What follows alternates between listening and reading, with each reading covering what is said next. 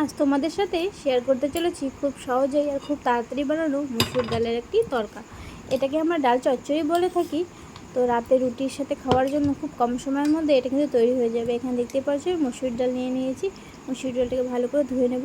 আর এখানে নিয়েছি পেঁয়াজ কুচি। এতটা পেঁয়াজ আমার লাগবে না, আধাটা পেঁয়াজ নেব, তোমরা ডাল অনুযায়ী নেবে। আর এখানে নিয়েছি আদা।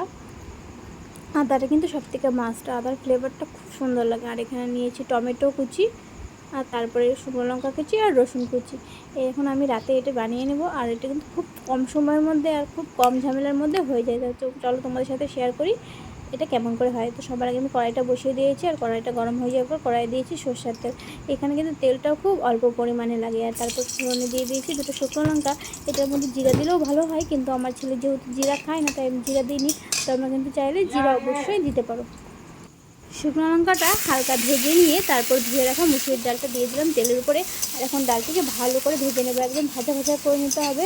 তাহলে কী হবে বলো তো, ভেজে নিলে ডালটা একদম গলে যায় না। আর তরকার মধ্যে ডালটা একটু দানা দানা থাকবে, তাহলেই খেতে খুব ভালো লাগবে। রুটির সাথে বলো ভাতের সাথে বলো, এটা কিন্তু খুব ভালো লাগে। আমরা ভাতের সাথেই খাবো, কিন্তু এটি রুটির সাথে খেলেও খুব সুন্দর লাগে। এটি আমার মায়ের রেসিপি।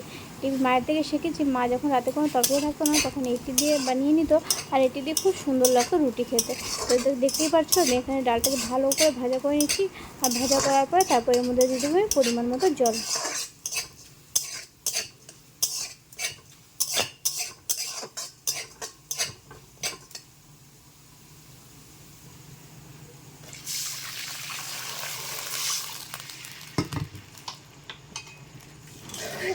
এখানে দেখতেই পাচ্ছ আমি পরিমাণ মতো জল দিয়ে দিয়েছি। এবার দিয়ে দেবো পরিমাণ মতো লবণ।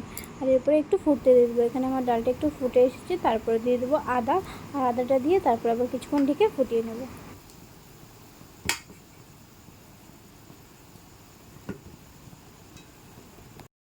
আদা দিয়ে কিছুক্ষণ ফুটিয়ে নিয়েছি, তারপরে এর মধ্যে দিয়ে দেবো পেঁয়াজ কুচি। আর পেঁয়াজ কুচি দিয়ে তারপরেও কিছুটা সময় ঢেকে ভালো করে এটাকে ফুটিয়ে নেবো।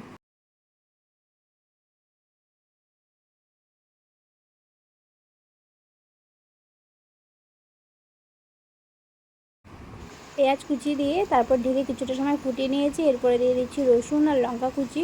রসুনটা হালকা হালকা মুখে পড়বে, তবে খেতে ভালো লাগবে। আর এখন একদম শেষ পর্যায়ের জন্য এটা দিয়ে দিচ্ছি, এটা হালকা হালকা দানা দানা থাকবে। এরপরে ঢেকে দিয়ে আবার কিছুক্ষণ ফুটিয়ে নেবো। এটাকে আমি হাই ফ্লেমে রেখেছি, হাই ফ্লেমে ফুটিয়ে নিতে হবে, কারণ কম ফ্লেমে রাখলে জলটা শুকাবে না। আর এরপরে দিয়ে দিচ্ছি টমেটো কুচি। টমেটোটা একদম শেষ সময় দেবো, কারণ টমেটো দিলে ডালটা সেদ্ধ হবে না। এই টমেটোটা আগে দিন, টমেটো একদম শেষ পর্যায়ে দিয়ে তারপরে এর মধ্যে হলুদ দিয়ে তারপর ভালো করে ফুটিয়ে নেবো।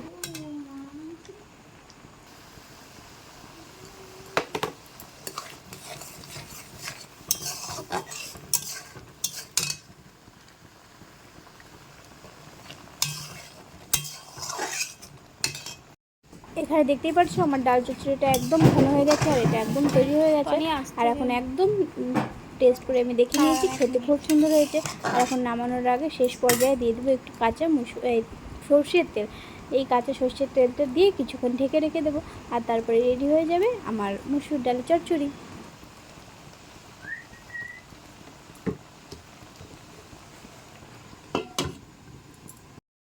এই যে আমার মসুর ডালের চচ্চড়ি রেডি হয়ে গেছে। দেখতে কেমন হয়েছে তোমরা কিন্তু অবশ্যই কমেন্ট করে জানিও।